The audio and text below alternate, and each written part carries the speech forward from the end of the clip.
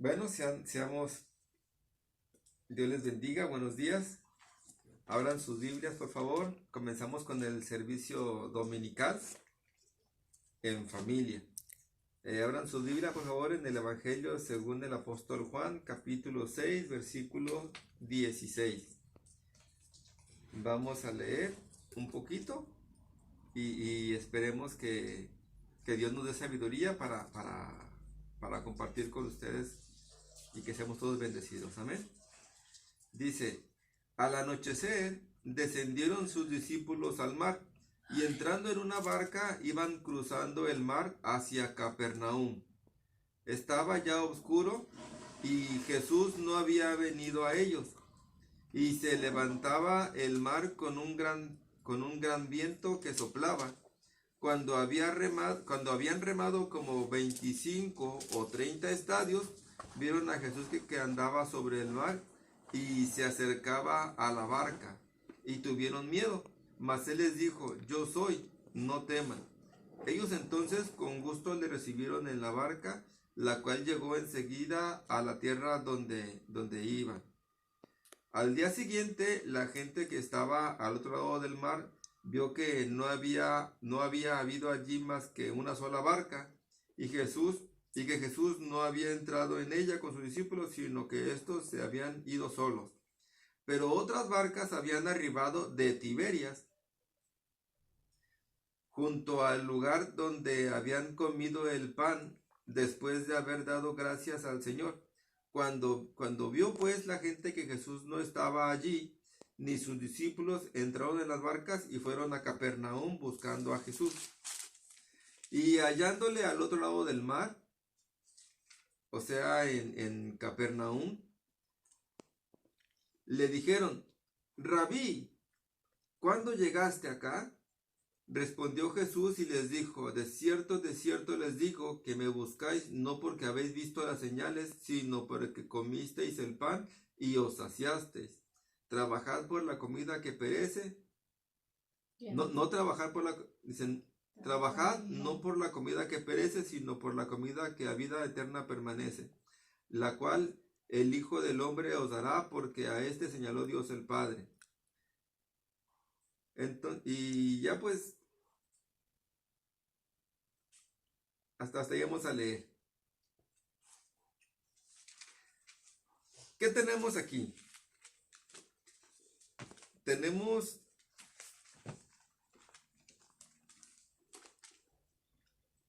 a Jesús después de alimentar a 5,000 personas, contados solamente hombres y mujeres, contando solamente los hombres, sin contar a las mujeres y sin contar a los niños. Habrán sido algunos 10,000, entre 10,000 y 15,000 personas, pero aquí habla de como 5,000 varones. Tenemos a Jesús que de una manera milagrosa, después de estar enseñándole a la gente acerca del reino de Dios, se le acerca a Felipe y le dice, Señor, pues ya despídelos para que se vayan y alcancen a comprar algo en el camino para que coman, porque ya es tarde y pues ya tienen como 3 días con nosotros. Y entonces Jesús le dice, no, pues aliméntenlos ustedes. Y de una manera milagrosa Jesús multiplica los panes, multiplica los peces y inclusive hasta recogen comida que les sobró, ¿no? Pero después de allí dice la Biblia que Jesús sabía que iban a venir sobre de él para tomarlo y hacerlo rey, para nombrarlo rey.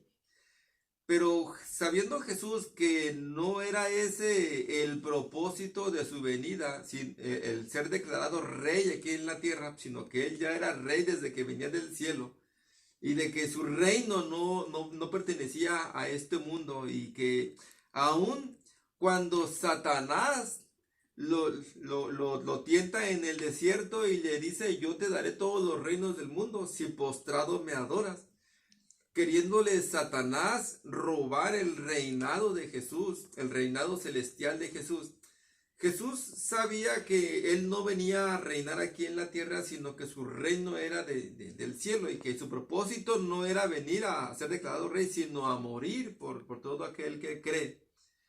Entonces Jesús se les aparta, se les retira y Jesús renuncia a eso que le ofrecían. De una u otra manera, Satanás, a través de esta gente, la gente, claro, sin saberlo, le ofrecían a Dios, a Jesús, el ser hecho rey en la tierra de Judea. Jesús se aparta y se va a orar. Y entonces sus discípulos se meten en una barca y se embarcan a recorrer un tramo de más o menos 10 kilómetros en el lago del Kineret. La palabra Kineret significa arpa. También este lago es conocido como el mar de Tiberias, el mar de Gergesa, el lago del Kineret, etcétera, ¿no? Tiene varios nombres, pero el que me llamó la atención es el nombre del lago del Kineret, que la palabra Kineret traducida en español significa arpa. Este lago tiene una forma como de un arpa y mide 20 kilómetros en forma vertical y mide 10 kilómetros en forma horizontal, como un terreno de 10 por 20, ¿no? Digámoslo así, para que más o menos se den una idea, 10 por 20. Entonces, dice que los discípulos se suben a la barca y cuando se van dice, con destino a Capernaum. Estaban en Tiberias e iban con destino a Capernaum. En Tiberias habían hecho la multiplicación de los panes y de los peces y habían alimentado a los 5,000 varones y sin contar mujeres y niños. E iban hacia el norte. Iban hacia el norte de Tiberias hacia Capernaum. Pero dice que estaba ya oscuro. En el versículo 17 dice que estaba ya oscuro. Y Jesús no había venido a ellos porque Jesús se había quedado orando en el monte. Y dice en el versículo 18 dice que se levantaba en el mar un gran viento que soplaba. Y imagínense la escena. Es de noche, ya está oscuro. ¿Qué les gusta que sería? Para estar oscuro las 10 de la noche. Dice que habían remado. Dice en el versículo 19 que habían remado entre 25 y 30 estadios. ¿Cuánto mide un estadio? Para darnos una idea, ¿cuánto habían remado? Un estadio, bueno, 3 estadios forman 1 kilómetro. 3 estadios forman 1 kilómetro. Dice que habían remado entre 25 y 30 estadios, entre 9 kilómetros y medio y 10 kilómetros. Entre 9 kilómetros y medio te habla de que más o menos ellos estaban nadando. Si tenemos suponiendo que este fuera el lago de Kineret, el lago de Kineret mide 20 kilómetros así y mide 10 kilómetros así en su punto más ancho. Más ancho. Entonces, ellos estaban remando desde ¿cómo dice ahí? Desde Tiberias. Aquí, hagan cuenta que aquí está Tiberias y acá está Capernaum. Entonces, de la mitad hacia arriba habían remado entre 25 y 30 estadios. O sea que habían remado alrededor de 9 kilómetros y medio. Estaban casi a punto de llegar a Capernaum cuando se cansó Jesús. Imagínense. Ellos se meten a la barca estando ya oscuro. 9 días de la noche. ¿En cuánto tiempo creen que hayan remado 10 kilómetros desde Tiberias hasta Capernaum? Casi a punto de llegar a Capernaum. 10 kilómetros para navegar 10 kilómetros en una barca, remando.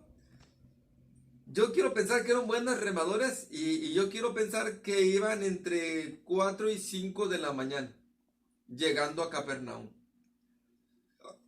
Imagínense la escena. Entre 4 y 5 de la mañana, después de haber remado como 10 kilómetros, como 9 kilómetros y medio de forma vertical hacia el norte de Tiberias, hacia Capernaum. ¿Cómo creen que iban después de 8 horas de estar remando? Bien cansados. Ahora, vemos que se levanta, dice que se levantaba una gran tempestad de viento.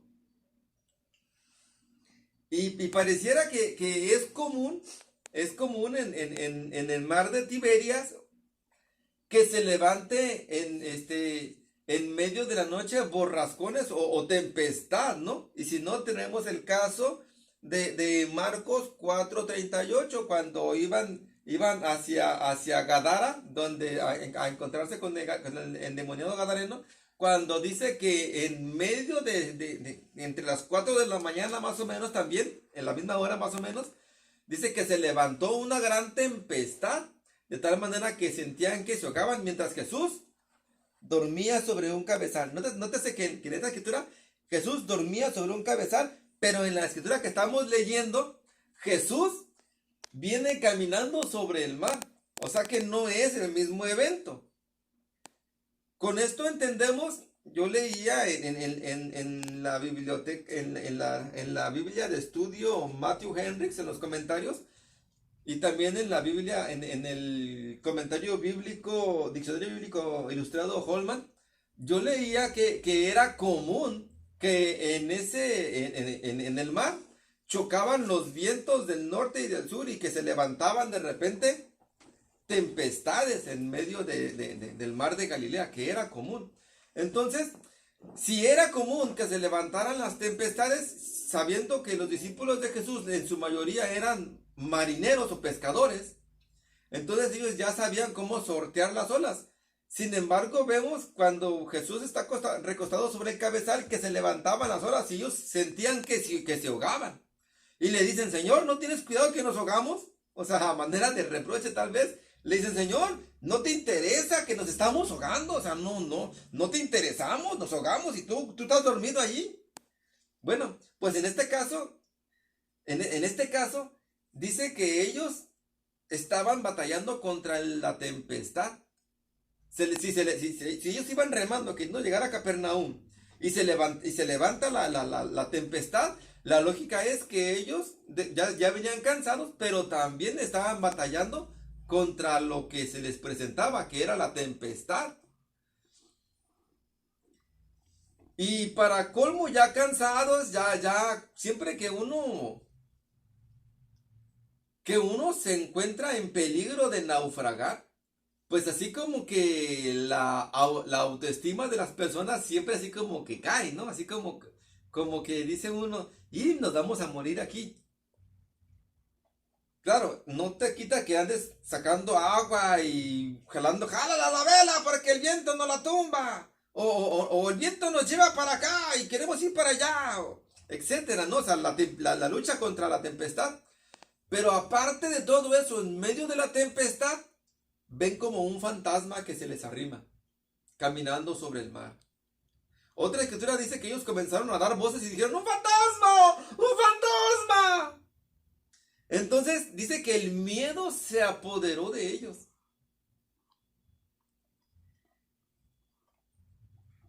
Y entonces se les manifiesta Jesús y le dice: ¡hey, yo soy!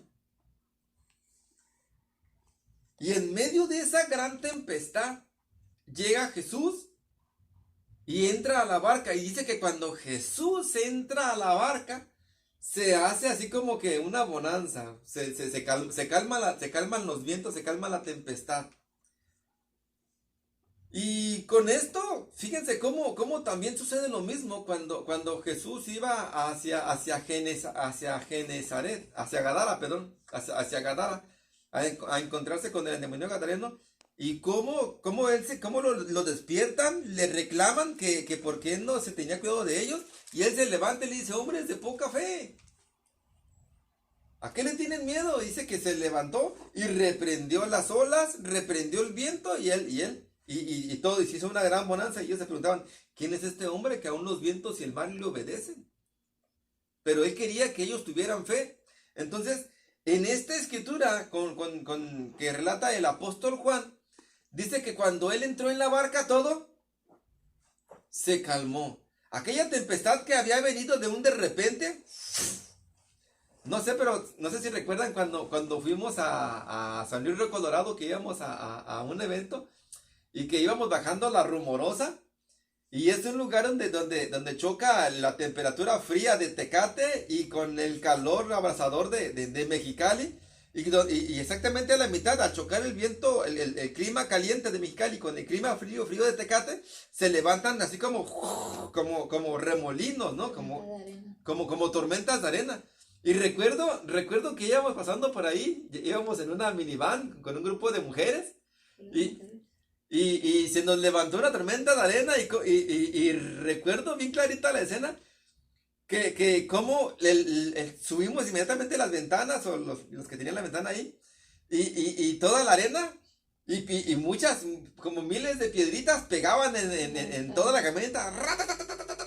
Y luego, para colmo de males, pues yo que iba manejando, pues yo no veía ni a dónde, ni por dónde íbamos en la carretera, sino que yo iba bien despacito, pegadito de la carretera, sintiendo si pegaba como en el límite de la carretera o seguía derecho, porque no podía quedarme ahí. Porque si yo me quedaba ahí, pues era estar dentro del remolino y con el miedo, se sentía miedo. No sé ustedes, pero siempre te da algo te da preocupación. Yo tenía que seguir manejando para salir de esa tempestad en la que nos encontrábamos, la cual se armó en un tanto que nada. O sea, no es así como que comienza a soplar, más recio, no, se vino de golpe. Una tempestad, un remolino con muchas piedritas que pegaban en la camioneta, que para cómo nos la habían prestado para ir. Y seguí manejando hasta que salimos. Nos adentramos un poquito más donde ya hacía un poquito más calor y se nos quitó como por arte de magia, se calmó todo y quedó todo tranquilito y ya seguimos nuestro camino. Pero ¿qué se siente? No sé si recuerdas, mira, el sentimiento que da cuando uno va con su vida aparentemente normal, tranquila, vas a un buen propósito, íbamos a un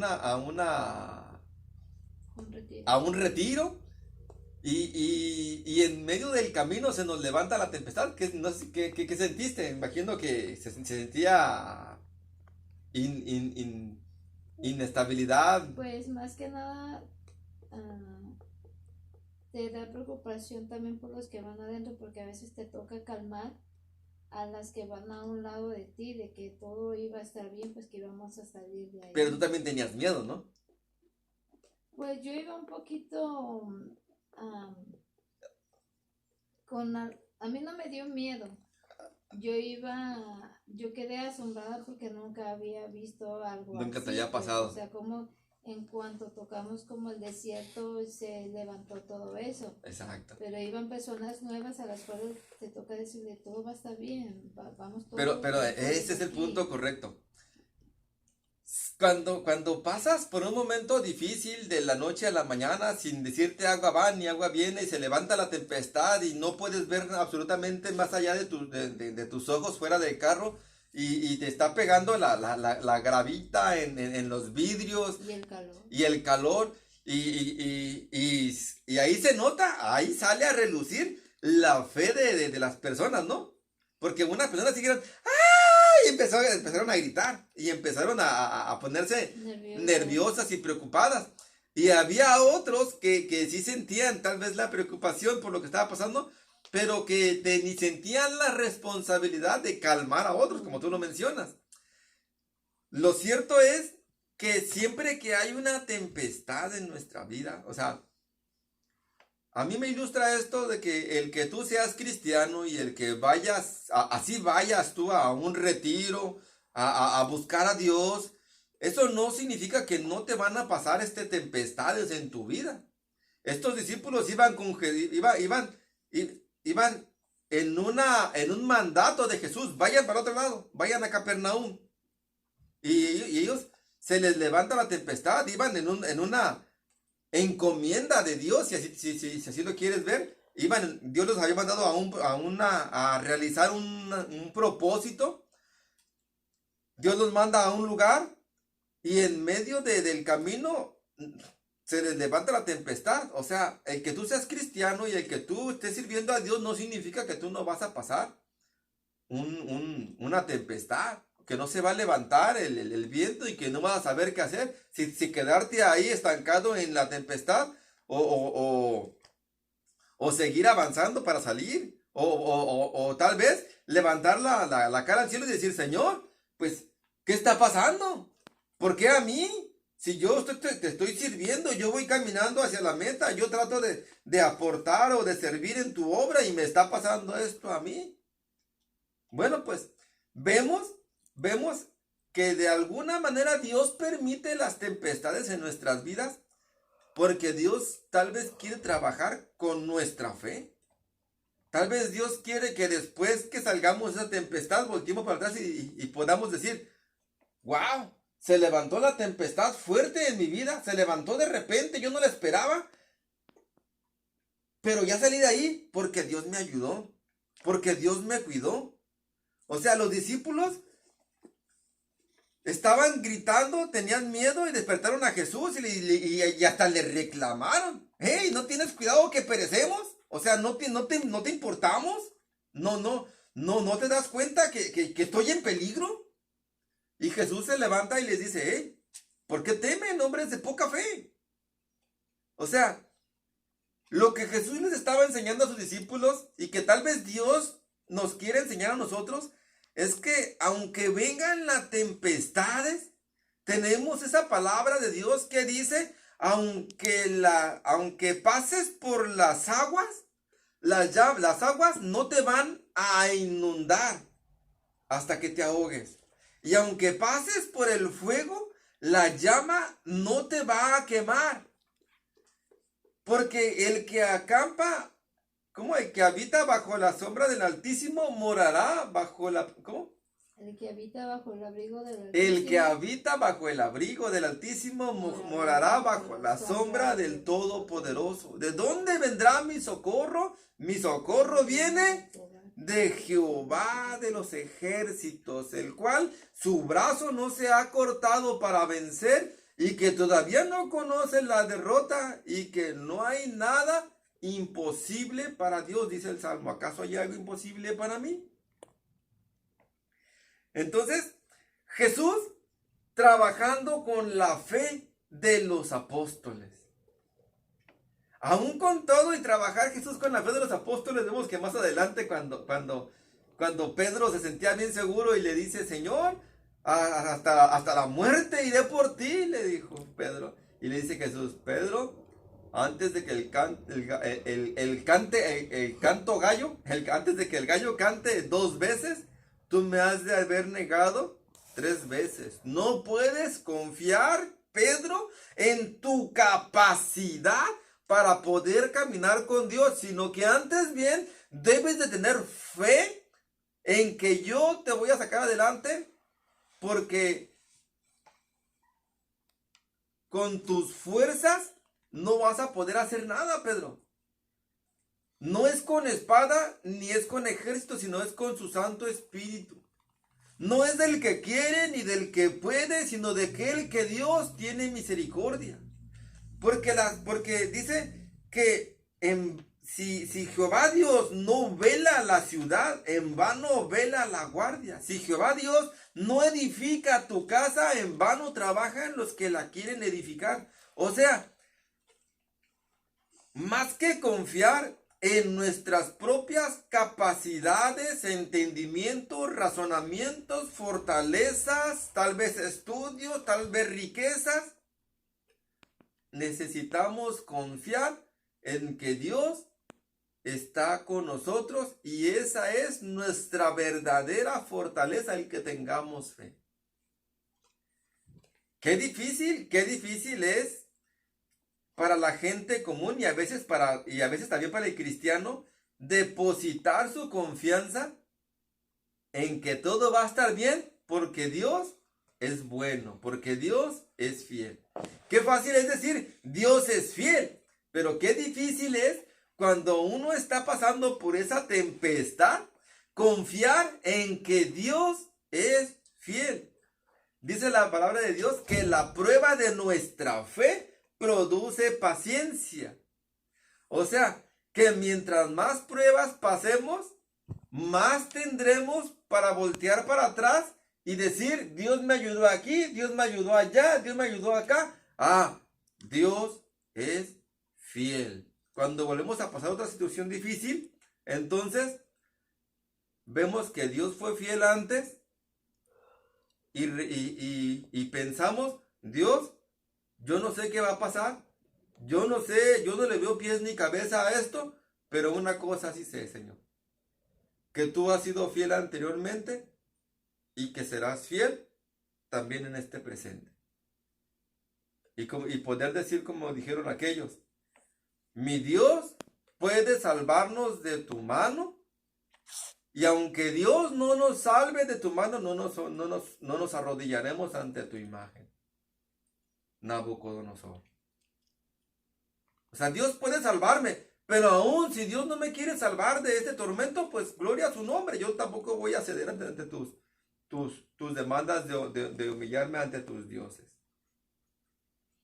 Y con esto vemos que muchas veces hay personas que están empezando a caminar en el cristianismo, pero se les levanta una tempestad y dice la palabra que son como esa tierra que está sembrada entre pedregales. Oyen la palabra y sí la reciben con gozo, pero cuando vienen las tempestades, dice que dejan de creer y se apartan del cristianismo. Bueno, pues,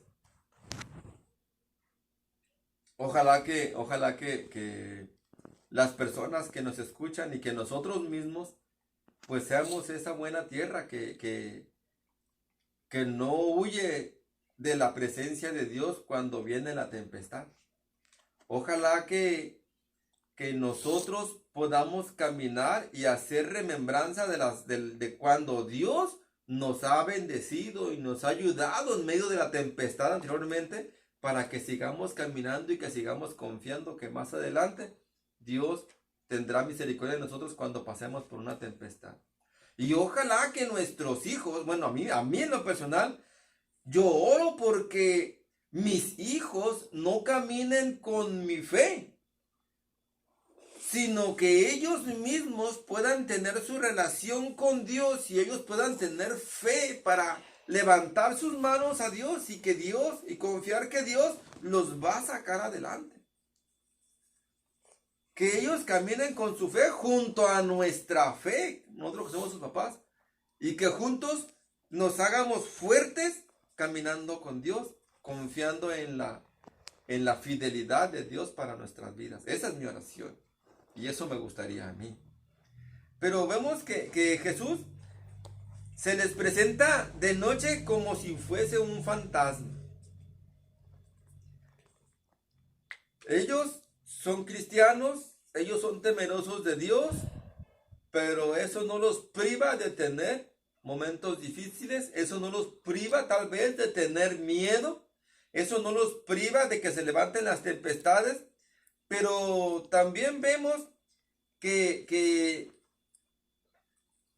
ya iban bien cansados y que iban a punto de llegar a Capernaum después de haber navegado alrededor de 9,5 kilómetros, a punto de llegar a la costa, a la orilla hacia Capernaum, y se les presenta el fantasma. Pero cuando ellos dice que veían, en el versículo 19 dice que veían a Jesús que andaba sobre el mar y se acercaba a la barca y tuvieron miedo. Dice, mas él les dijo, ¿qué les dijo? No temas. Yo soy, no tengan miedo. Y nótese que ahí la palabra yo soy viene con mayúscula, y esta palabra yo soy habla no solamente de que era Jesús, sino Es la palabra que utilizó Jehová Dios para hablarle a Moisés y le dijo, yo soy el que soy. Y que esas palabras nadie las podía utilizar. Y vemos a Jesús utilizando las palabras del gran yo soy. Diciéndoles que Dios, bueno, ellos ya sabían que Dios era Padre de Jesús, que Jesús estaba en el Padre, que el Padre estaba en Jesús, que los dos eran una sola persona y que Jesús era Dios. Jesús les estaba manifestando su deidad. Yo soy. No teman, yo soy Dios. O sea, Jesús les estaba diciendo que Él era Dios, que Él era esencia de Dios, que la presencia de Dios estaba en Él, que Él era que Él era el Hijo de Dios, que Él era el Dios manifestado en carne. Se les presenta a Jesús y ellos creen que es un fantasma. Y le dice, hey, yo soy aquel que puede tomar cuerpo espiritual y cuerpo material. Yo soy Dios. Yo vengo de Dios. Dios es conmigo. Yo soy Dios. Jesús le estaba manifestando su deidad a los discípulos para que ellos tuvieran confianza. Que ellos tuvieran fe. ¿Qué les dijo? Yo soy, no tengan miedo. O sea, ustedes están conmigo. Nada les va a pasar. Y con esto me recuerdo de